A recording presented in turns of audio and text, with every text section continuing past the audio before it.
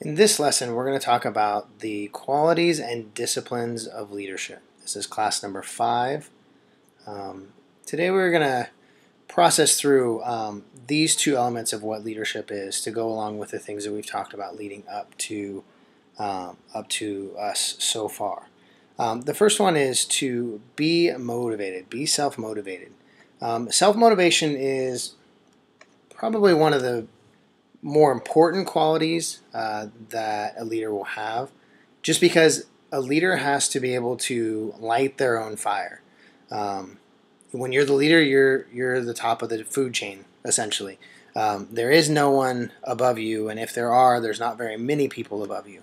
And so you have to be able to light your own fire. You have to be the one that gets yourself moving forward in order to motivate other people and get them moving forward. Sometimes you have to be the one to kick your own self in the tail, because otherwise no one else will. Because of position, because of authority, because of sheer personality, there aren't very many others who will get you going as a leader. And so you have to learn to be self-motivated. You have to be the one to move you forward. If you're not able to move yourself forward, then oftentimes no one else is going to be able to. The second is to be passionate. Leadership comes in a lot of different ways. It looks very differently. I think a lot of times we have this idea of leadership that is very stoic, very stiff maybe, or very serious. At the same time, especially here in our church setting or in ministry settings, we look at passionate as a overflow of emotion or an excessive amount of emotion. And I would say both of those are probably a little off base. I think that we have leaders that we can see throughout history. For instance, Winston Churchill is one that comes to my mind right now, that was very stoic, I guess you would say, in his demeanor and how he carried himself and all of those things. But at the same time, he was very passionate about what he was doing and what he was leading, especially when you look at World War II and everything going on with that. He was passionate about that.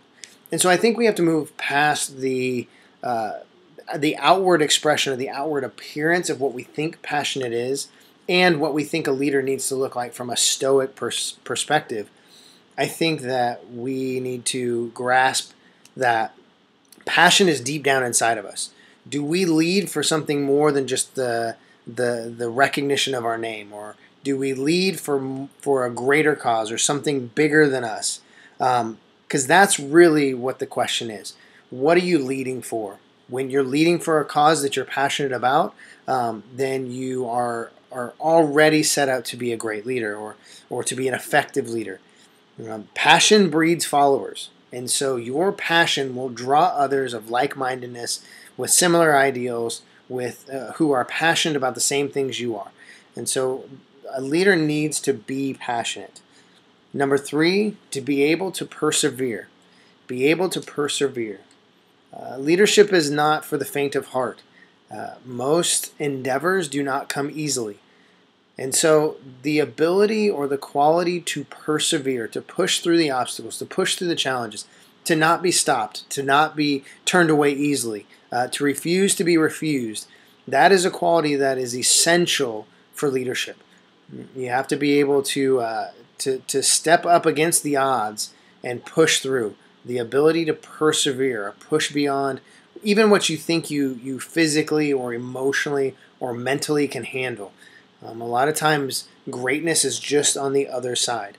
I don't know if you've ever heard of the old illustration about the guy who's pushing up this big boulder up the hill, and he pushes and he pushes and he pushes, and several times he feels like he can't do it. Several times he gets tired. Several times he feels like he's gonna give up, and but he keeps pushing, rolling that big boulder up to the top of the hill.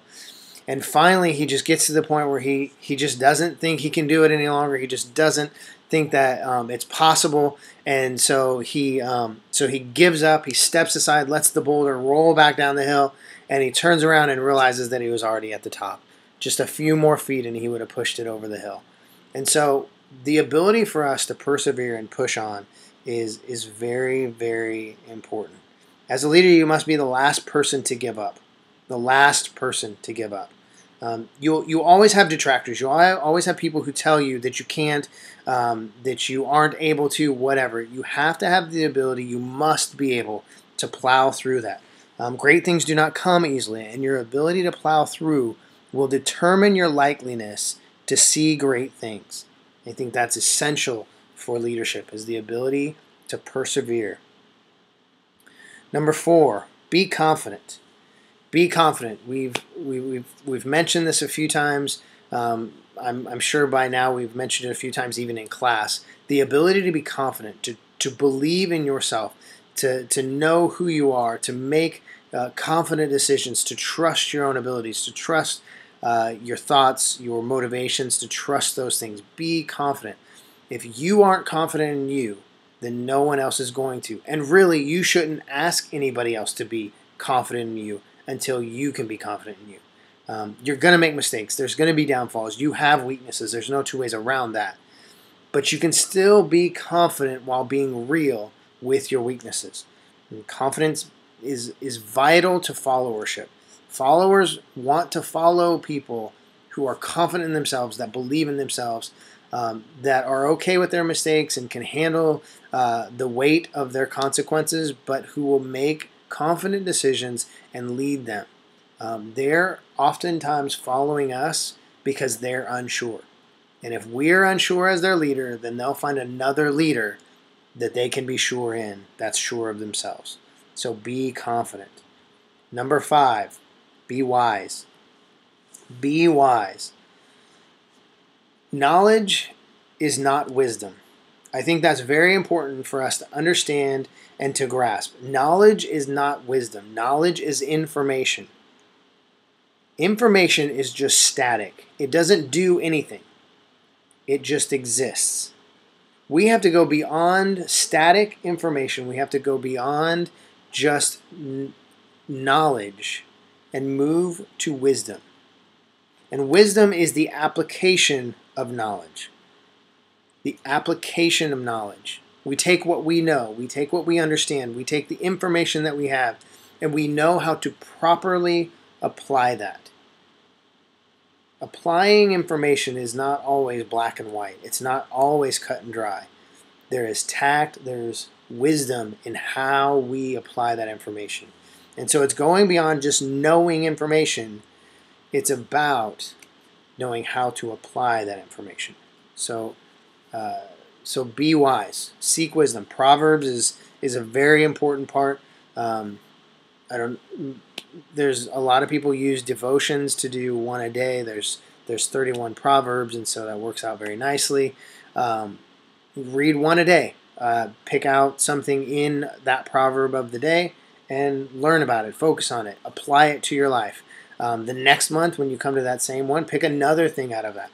But read a proverb a day, and you will be amazed at the ability to use wisdom that you will have. Your wisdom will go beyond your years. It'll go beyond your experience. It'll go beyond the information you have, because you will be getting wisdom from Scripture itself, from God Himself. And Scripture tells us, for those who lack wisdom, all they need to do is ask. So seek wisdom. Wisdom was the foundation of Solomon's whole life. How great of an example is it for us to see how wisdom changed Solomon's life, to be motivated to apply it to our own life. So be wise. You must be a thinker in order to use wisdom, and you must see beyond the obvious. Don't just take information and take what you hear and what you know at face value. You have to be a thinker. You have to take it beyond just the information, and go beyond the obvious. Everybody else will see the obvious. Everybody else will see what's right in front of them. Can you see down into the depths of what are in front of you? Because that's what's going to separate you as a leader. So be wise. And the last quality of leadership is to be poised.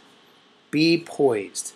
Now this is a word that we don't really often use a whole lot anymore in most contexts.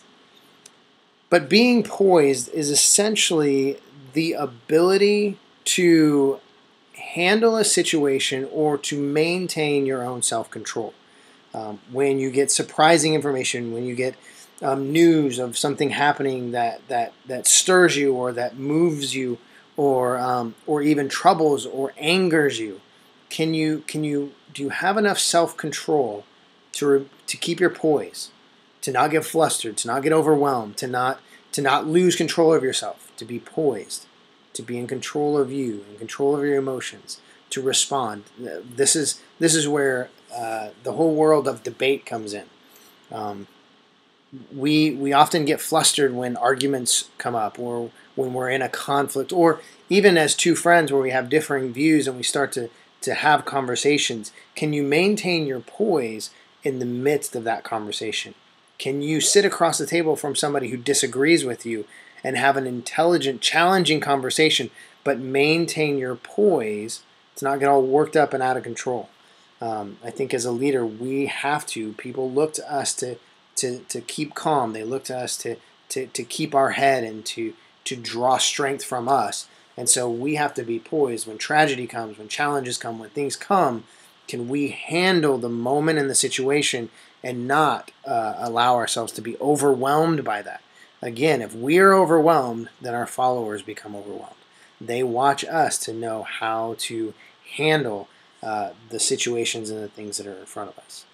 And so those are the qualities of leadership.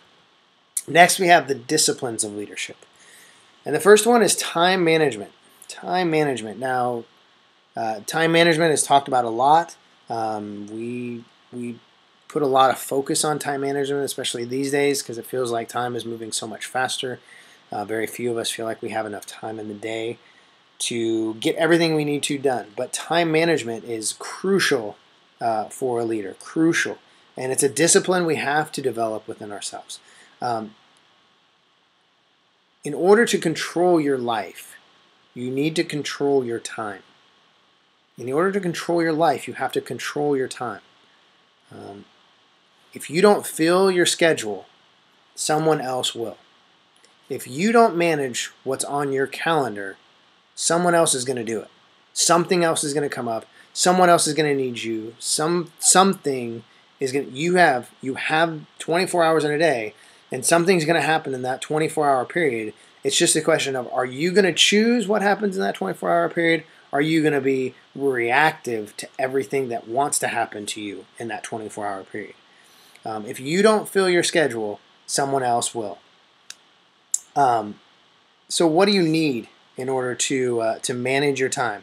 The first thing you're going to need is a calendar. Now, I realize that that there are lots of different ways to do a calendar.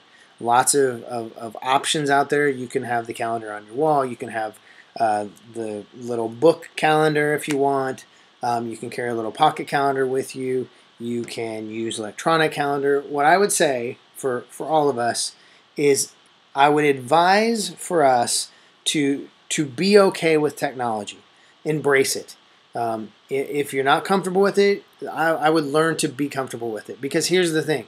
Moving forward into our lives, technology is going to become more and more a part of our lives. And if you at your late teens, early 20s are already struggling with technology, then you have a long life ahead of you, because technology is going to become more and more a part of us. And so I would say seek out ways to understand technology. So, for instance, with a calendar, several options. There's Outlook, there's Google, there's Yahoo, there's iCal. Apple has a whole system for calendars. Just remember that you have to choose one way to keep your calendar. Create something. Those 24 hours that you have in a day, the question is what are you going to do with those 24 hours? How are you going to trade those 24 hours? You have 24 hours every day. What are you trading that for? Are you trading 6 hours to watch TV? Are you trading 5 hours to just sit and do nothing? Are you being productive with that time? Every time you choose to do something, you are trading time in for that. And so a calendar will help you keep track of what you're doing with your time day in and day out. One of the things I would also say is to just remember to weigh what you're trading with what you're getting. What are you trading for what you're getting? Now, that doesn't mean you always have to be productive. It doesn't mean you always have to be doing something. Sometimes just sitting and doing nothing for the sheer relaxation that comes with it is enough. That's enough. But if you're doing 8 hours of sitting around and doing nothing so you get sheer relaxation, well, I would maybe question the wisdom in that. So the first thing you need is you need a calendar. The second thing you need is a timepiece. A timepiece. Now, I would love to have a pocket watch. That's my goal in life, is to own a pocket watch. But if you have a watch, that's great. You have your phones; those are great. Somehow you need to keep track of time. Maybe if you lived in Africa and it didn't matter what time it was in the day, when the sun went down, it went down, and you just changed what you were doing when the sun went down, that would be one thing. But here in the Western Hemisphere, in the United States, time is very important. People are very time sensitive. They're very time aware. And so to serve others, you have to be aware of that time. Being late to things is very disrespectful. Being late to something is almost insulting, depending on what it is. And so being responsible with your time means you need to know what time it is. So having some sort of timepiece to help you keep track of time would be very helpful.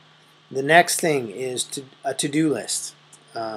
Now, all of you have different ways that you're going to use a to-do list. And so I would say you have to figure out what you want to do and how you want to do a to-do list. There's several options out there, several programs that you can look at. Some that are a little more expensive but very interactive and complex and helpful to use are things like OmniFocus or Things. There's several other smaller ones. Most iPhones come with some sort of to-do. Really almost all smartphones come with some sort of to-do that you can use. Find a way to keep track of the things that you need to do and use that list to check off what you get done. So at the end of the day, you'll feel almost a sense of relief and a sense of accomplishment, because you'll be able to look back and say, oh, wow, I did all of these things today. Even from a scientific standpoint, research has been done that shows that when you actually have a to-do list with check boxes, when you check that box or when you cross off that to-do list, there are endorphins that are released into your body that make you feel better. And so you want a healthy, natural way to get a buzz. That would be it. Just get a to-do list and start checking things off. You'll feel great by the end of the day. But have some sort of list that'll help you keep track of the things that you need to do as well as what you have done. The fourth thing is a file sharing program. Have a way to house your important documents outside of your laptop or your desktop computer, for those who are still using that. Use some sort of file sharing program so you can access it anywhere online, from your phones, your tablets, whatever you're using. Have a way to access your information. At the same time, if you're in a church setting or a ministry setting or some sort of team setting, find a way to get a file sharing program that is also collaborative, so you and other people can work on the same documents together. It'll help you be more productive. It'll help you be more connected with one another, and so some sort of file sharing program. Programs like Dropbox, Box.net, Google Docs. There's constantly new ones coming out. Find a way to use it. If you're not sure how, find somebody who understands file sharing and have them help you, get you acclimated to using that. So the first discipline is to manage your time management. The next one is a devotional life. And I think this goes without saying. There's not a whole lot of necessity, I think, to justify why we need a devotional life. But a few practical things for you in determining your devotional life is find a time that works for you and stick with it. If you're not a morning person, don't force that if you're not going to be consistent with it. If you need to do it right before you go to bed, then do that. The key is not to fit into some idea of what your devotional life needs to be. It's to find a time that works for you and be consistent with it so that you're doing your devotional time. If you're not a morning person, but you're determined to do your devotions at 6 o'clock, and you're doing one out of every 6 or 7 days, do you really have a devotional life? Probably not. But if your success rate would be better if you moved it to 10 o'clock, well, then do that. Just find a time that works for you and stick with it. At the same time, mix it up and how you do it.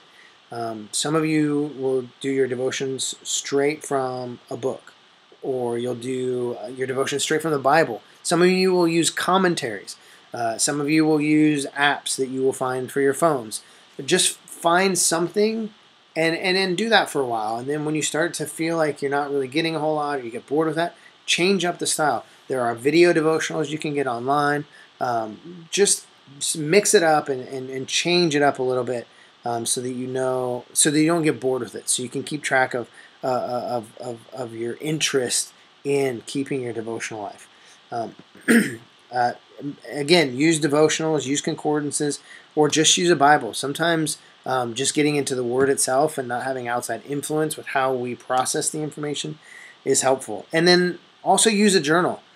Use a journal and then go back and reflect on what you wrote in that journal over a period of time. Look and see at the faithfulness of God. Look and see at the things you've learned, or the things that you have developed since you wrote that journal entry. I know for myself, I have all of my sermon notes from when I was in college, and from time to time I'll go back and I'll look at that and I'll be like, man, I was an idiot. I can't even believe I wrote that down. That doesn't even make sense, or that's way off base. But then there are other things where I'll read and I'll be surprised that, wow, age and maturity sometimes can almost rob you of a degree of innocence.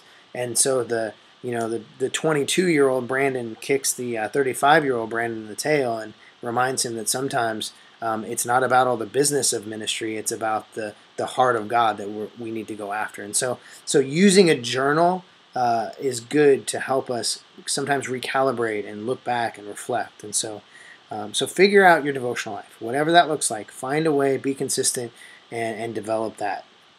Number 3 is to read a lot. Read a lot. There's a pretty common quote that says, leaders are readers. That doesn't mean that all readers are leaders, but all leaders are readers. You need to read. You need to take in information. Watching TV is a passive way of getting information. Reading is an intentional way of getting information. And so you can't replace reading with anything else. Even audiobooks aren't a good replacement, because it's easy to tune out while we're listening to that audiobook. But when we sit down and we actually read and we pay attention and we ingest the information, it gets into our hearts, it gets into our minds. A lot of times we don't even realize it.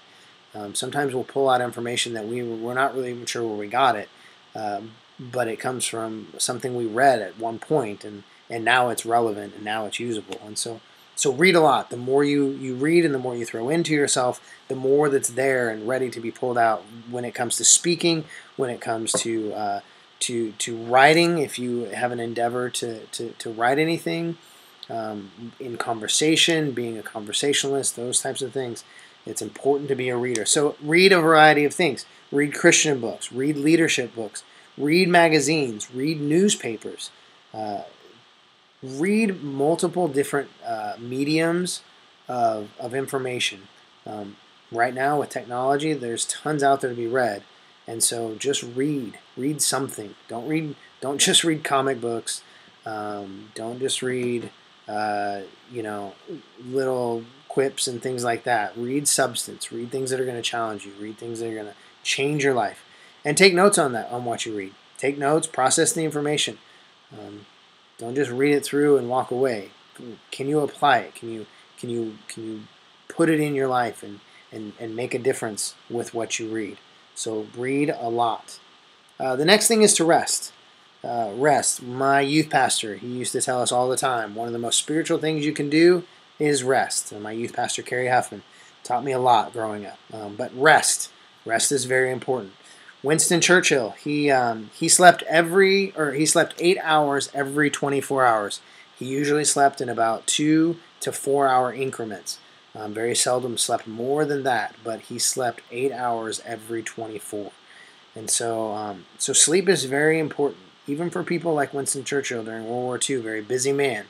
He was able to find 8 hours of sleep, and obviously it makes you sharper as an individual. Proper amounts of sleep will give you the ability to think clearly, process information quickly, and make better decisions. People are following you. People are looking to you. They want you to lead them. We owe it to them to take care of ourselves. We owe it to them to get the necessary hours of sleep. Now, 8 hours of sleep is pretty common. I would also say it's probably a maximum. If you're sleeping 9, 10 hours, you may want to go to the doctor and get checked out. That's a lot of hours. That's almost half of your day. 8 hours should be a maximum. Some of you will find that you can function pretty well off of 6 or 7. 5 would be getting pretty low, and so I would say play around with your sleep habits and your sleep schedule. Going and getting 6 hours to 8 hours, and find what's maximum, what's optimal for you. Because some of you, if you sleep at 8 hours, you're lethargic and you're worn out, and you're just not yourself the rest of the time. And so maybe 7, maybe 6 is better for you. 6 hours is pretty even for me. That's where I spend most of my life, is 6 hours, and 8 hours I get pretty tired throughout the day because I slept too much. And so find what works for you. Find your sweet spot when it comes to sleep. The last one is physical exercise. Make sure you're getting some physical exercise. Very important, very necessary. Your body is a system that works on a regular basis, and you need to keep it working well. That comes with eating well and drinking lots of water, but it also comes with physical exercise. When you are healthy, you feel better. When you are healthy, you have more energy. And when you have more energy, you're more productive. And when you're more productive, you're more successful. So physical exercise is very important. Now, there's several different elements to this. And I would say that you need a mixture of all of them. You have your cardio, so running, swimming, biking, those types of things. Very important. Strengthening your heart, expanding your lung capacity. Giving you endurance, giving you the ability to do something for a long period of time. That's very important. But if cardio is all you do, then I would argue that you're a little imbalanced. You need to add more than just cardio. Add some weight training in. You don't have to be a bodybuilder. Ladies, we don't need you looking like Arnold Schwarzenegger. That's definitely going in the wrong direction. But do a little weight training. Do light weights. For the ladies and guys that don't really want to get bigger, do low weights, high reps. That gives you good tone. It gives your body a tight feel to it. That you're not getting huge and bulky, but you have good muscle tone and building your strength. Guys, for those of you who want to get bigger and increase your strength, then I would say a high weight, low reps. And you'll start putting on some bulk. You'll put on some weight. You'll get stronger. But when you take your cardio and your weight training, you're kind of doing both. You're developing both sides of that. You're getting the endurance and all those things you need, as well as making sure that you have some strength behind it, that you're not going to blow away in the breeze. And so add the two together. And then the third element that I would suggest adding into it is flexibility. The more flexible your body is, the longer it's going to last. As you get older, your body tightens up. And so if you maintain flexibility, then cardio and weight training will be easier as you get older and as you get down the road. So flexibility in yoga, especially for you guys who are lifting heavy, the heavy lifting is going to decrease your flexibility pretty quickly. Which will also increase the possibility of injuries and hurts. And so increase your flexibility in order to keep your cardio and your weight training working at a maximum. And I would say one thing to look into would be some sort of yoga maybe. Now obviously there's spiritual elements that can kind of creep in with using yoga, and so I would be cautious what kind of yoga and where you're getting that. But it's a good flexibility training program that you can get into. There's several others out there. So I would just look into other ways to keep yourself flexible. Again, if you have the discipline to take care of yourself, you're more likely to take care of other areas of your life. And so be disciplined in your physical exercise. Keeping your body and your mind healthy will help you stay healthy as a leader and will help you lead better. And physical exercise, it teaches you self-discipline and mental toughness. Again, things we've already talked about. It just reinforces the need for self-discipline and mental toughness. Um, Exercising is not easy. It's not even fun a lot of times, but it is necessary. Your body is going to break down every day of your life unless you build it back up. And so, finding a way to put in the self-discipline and the mental toughness to physically challenge your body and keep it working at an optimal level. Again, all of this to help you be a better leader. Um, so you're not dealing with health issues all the time. You're not down in the dumps all the time. You have an upbeat attitude, positive attitude, ready to take on the world, ready to lead your people into whatever God calls you to lead them to. Physical exercise is a very important part of that. So those are the disciplines as well as the goodness sakes, I forgot. The disciplines and the qualities of leadership. Those two elements added with what we've already been talking about in previous classes will kind of round out what it looks like to be a good, rounded leader. All of these things are important. They all take a little bit of time, energy, effort, and intentionality. But if all of these things are a part of your leadership toolbox, then you're going to be on your way to being a great leader.